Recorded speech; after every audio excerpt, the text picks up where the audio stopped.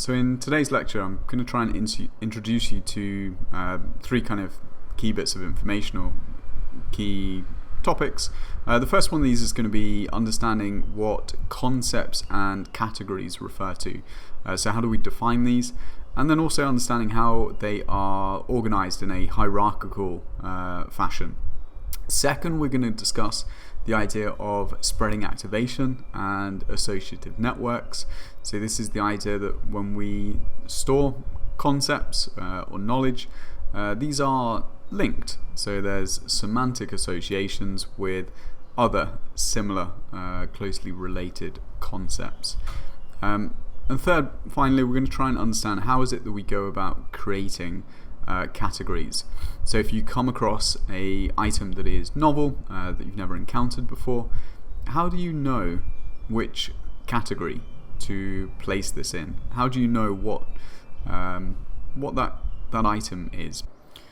Let's begin by making clear that our general knowledge that we possess is extensive. So within your own native language, you probably already understand the meaning of upwards of 20,000 words. And there's additional words if you're bilingual and speak in a foreign language.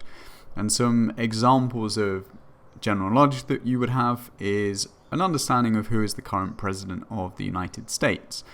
You would understand where is it that the president lives, and maybe even which political party they're affiliated with. And as you should remember, this kind of general knowledge is stored in semantic memory. And our general knowledge that we possess is really important and indeed essential for us to be able to effectively function in everyday life. So one of the first things that general knowledge is useful for is simply to be able to perceive and process perceptual input. So for example, everyday objects that we encounter, we must be able to have some conceptual representation that allows us to understand what they are and what they can be used for. And this sounds really simple, but it is as simple as being able to see a spoon and knowing that you can use that spoon in order to eat your breakfast or to stir your coffee. Or similarly, your ability to perceive that this animal that's maybe in front of you right now as a dog or a cat, that depends on relating this raw sensory information, the sensory input that you're getting, to relevant knowledge that is stored in semantic memory.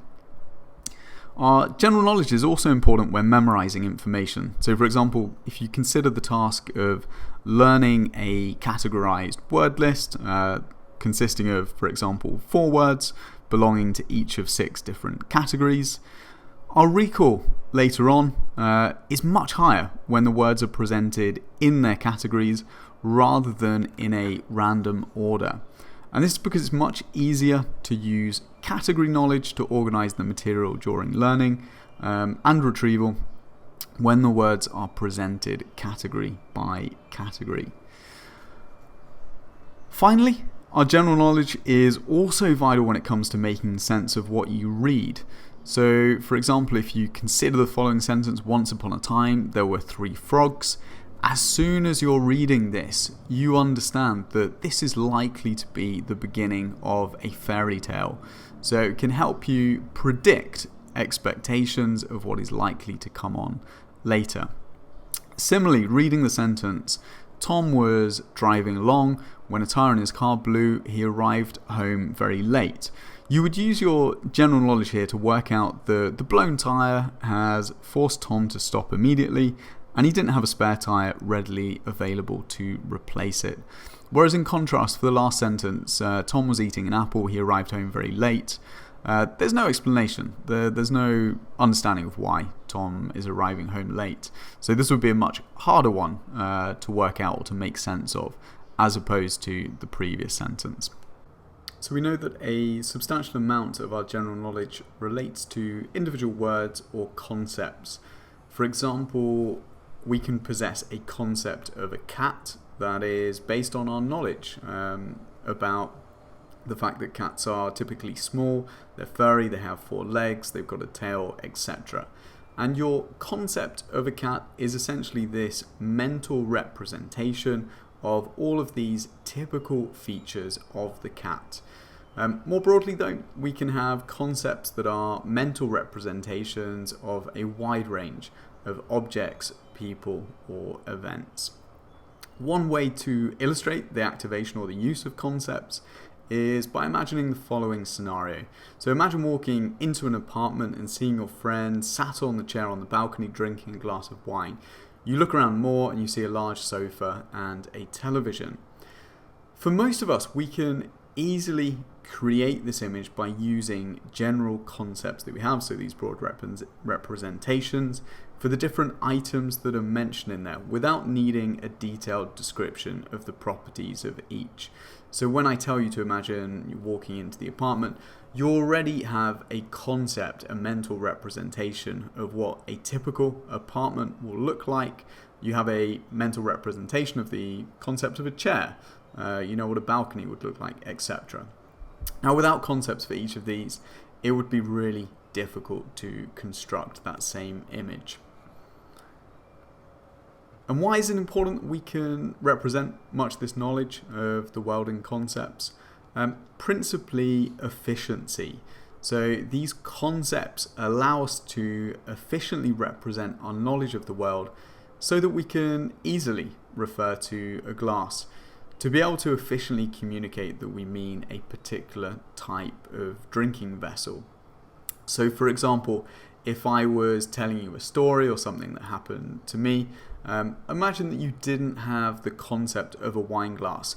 If I wanted to explain to you that I've spilled my glass of wine on the carpet, in order to do this, if you don't have a concept for a wine glass, I would have to go and elaborate on every detail of what I was using to drink from. So for example, I'd have to tell you that I'm holding my wine in something that's solid, it's tall, it's translucent, it's got a high stem, there's a high center of gravity to it, etc. And this would be really tedious to explain. Whereas the fact that I can just say to you, it's a wine glass, you automatically activate that mental representation of the concept of glass.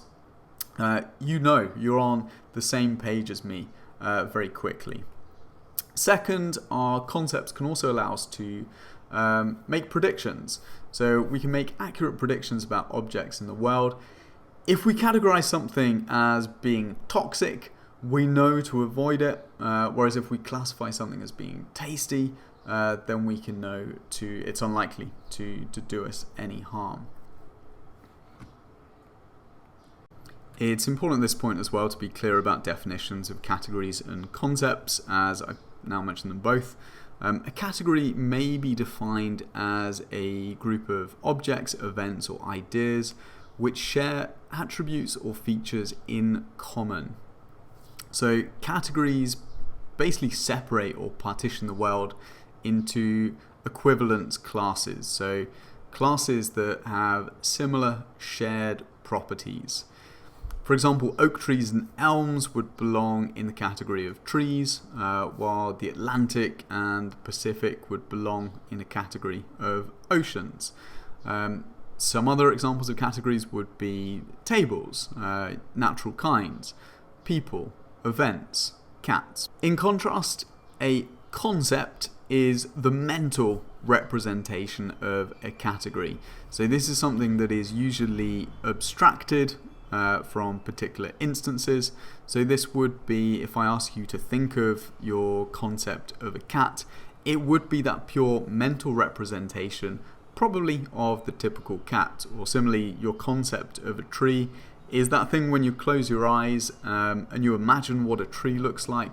That is your conceptual representation of what trees are.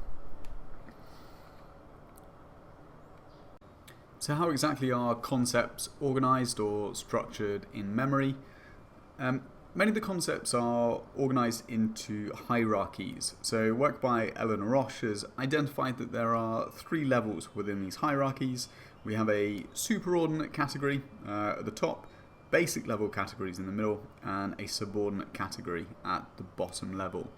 Okay, so we can illustrate this hierarchical nature of concepts in semantic memory by thinking about an example of how we might refer to the object at the top of the slide. So if you look at that object pictured up there and think about how would you likely describe or explain that to somebody. We can do this at the superordinate level and describe it as a piece of furniture. We could do this at the basic level and describe it as a chair, or we could do this at the subordinate level and describe it as a rocking chair. And at each of these levels, they differ in the level of kind of specificity, so the amount of information and distinctness that is being described. So some early work back in the 1950s by Brown found out that individuals have a preference for which category they tend to use to label things. So for example, if you move your office desk chair and it's in the way, you'll probably say move that chair rather than saying move that desk chair or that piece of furniture. And Brown thought that the use of a single consistent name probably helped children to learn the appropriate names for things. And you'll find this when children are growing up. When you talk about things, most of the time, items and novel objects are described at this basic level. And this preference is referred to as a preference for the basic level of categorization. And it's first studied in detail by Eleanor Roche. The basic level represents a kind of Goldilocks effect in which the category used for something is not too small. So you wouldn't be describing, if you come across a bear in the woods, it's unlikely that you're going to say there's a northern brown bear. Whereas at the same time, it's unlikely that you'd just say there's an animal. You would say there's a bear. In spite of this evidence, we don't always prefer the basic level categories. So for example, we would expect an expert or a botanist to refer to the various different kinds of plants in a garden rather than simply describing them all as plants. Some nice research on this by Tanaka and Taylor studied the concepts of bird watchers and dog experts who were then shown pictures of birds and dogs. Both of these groups of experts used subordinate names much more often in their expert domain than in their novice domain. More specifically, bird experts use the subordinate names 74% of the time with birds.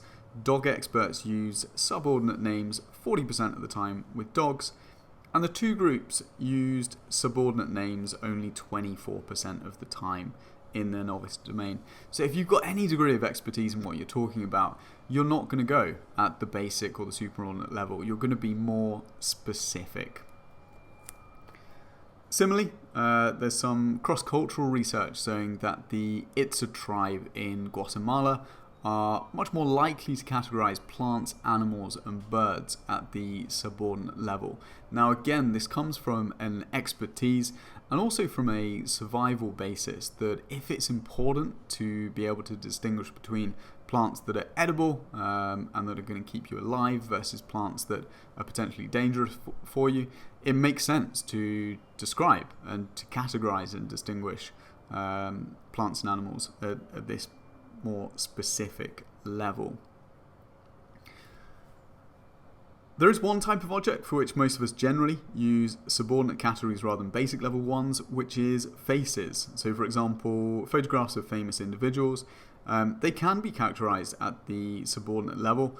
So you would describe someone as, if you put up a picture of Barack Obama, you wouldn't say that's a human face. You would say that is Barack Obama if I ask you to categorize or describe who that person is.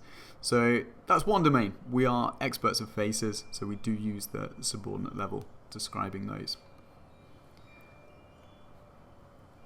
As another example of this, the preferred level of description can also be influenced by the context.